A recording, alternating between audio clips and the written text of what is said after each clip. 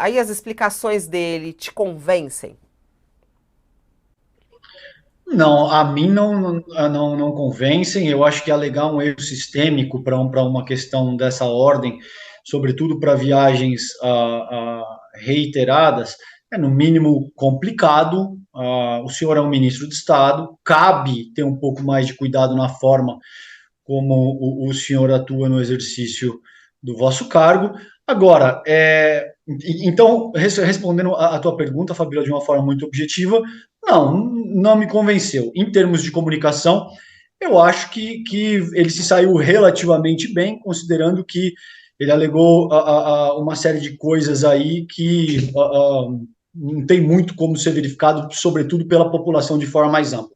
Ele está alegando um erro sistêmico, a ampla maioria da população não entende como é que esse tipo de agendamento procede. Me parece que, em linhas gerais, ele vai conseguir ter uma certa sobrevida no governo Lula. Se o Lula acerta ou não, eu acho que tem.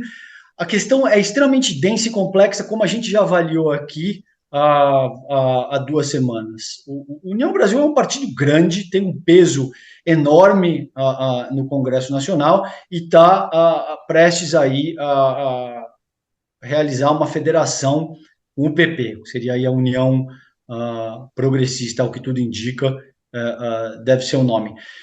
O Lula não pode se dar ao luxo de comprar um tipo de briga já no terceiro mês, antes dos 100 primeiros dias, sobretudo, do seu mandato, com um partido que tem esse peso no Congresso Nacional. Isso custa caríssimo, isso vai comprometer a governabilidade, isso compromete toda uma capacidade que o governo tem de avançar os seus projetos, e, a meu ver, o Lula é um político experiente, habilidoso, que sabe que essa é uma briga que, nesse momento, ele não pode comprar. Não acho que isso, Fabiola, passe pela preferência do Lula. Não acho que o Lula tenha nenhum tipo de simpatia ou nenhum tipo de vontade própria de manter o Juscelino no seu gabinete ministerial, mas ele é um político experiente, pragmático, que está agindo na medida em que a situação do momento requer. Agora, cabe a alguém, a meu ver, que assumiu o cargo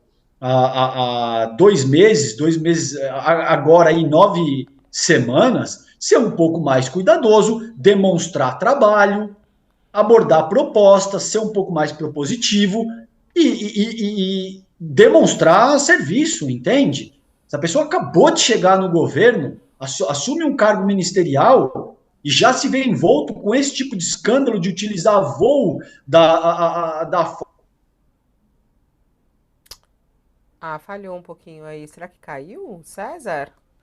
É, o Josias também travou pra mim. Os dois estão travados agora. Tá aí ele falando sobre o cuidado que o ministro tem que ter, né? Tá ali no governo Lula, tem que ter o cuidado com isso. Bom, a gente daqui a pouquinho retoma. Eu acho que teve um probleminha.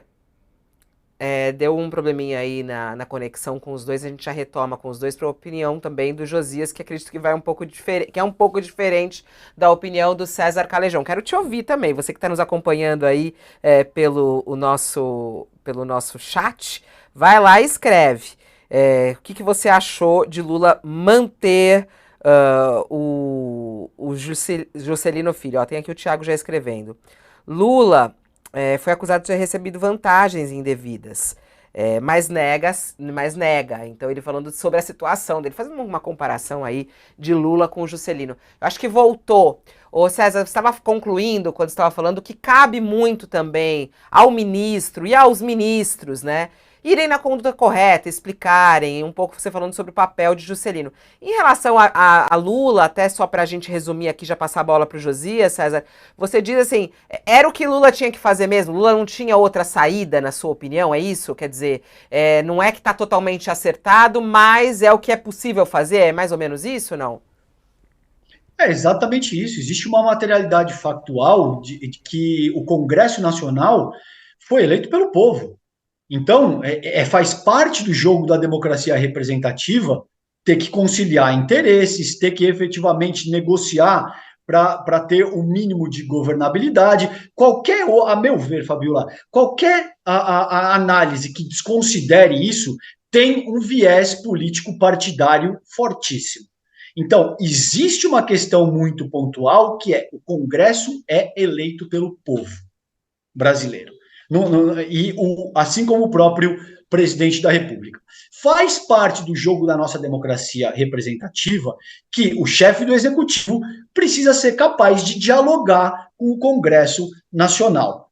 A última pessoa que não fez isso caiu, foi destituída porque não atendeu aos interesses e aquilo que estava sendo demandada pelo Congresso Nacional. O Lula, a meu ver, não vai cometer esse erro.